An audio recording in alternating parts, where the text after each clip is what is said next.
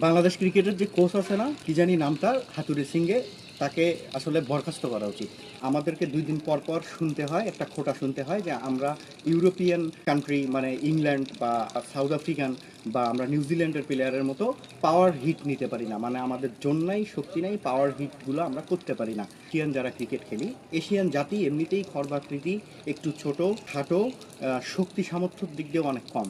আমাদেরকে কেন এশিয়ার কোচ নিতে হবে, এই বিষয়ে একটু যুক্তিটা খণ্ডন। তো কেন আমরা অস্ট্রেলিয়ান কোচ নেব না, কেন আমরা সাউথ আফ্রিকান কোচ নেব না, বা ইংল্যান্ডের কোচ নেব না, বা আরও ট্রেনারদেরকে নেব না? মানে তাদেরকে নিলেই যে আমরা আসলে ইউরোপিয়ান জাতির মতো হয়ে যাব, বা নিউজিল্যান্ডের মতো হয়ে যাব, অস্ট্রেলিয়ানদের মতো হয়ে যাব, ব্যাপারটা কিন্তু সেরকম নয়।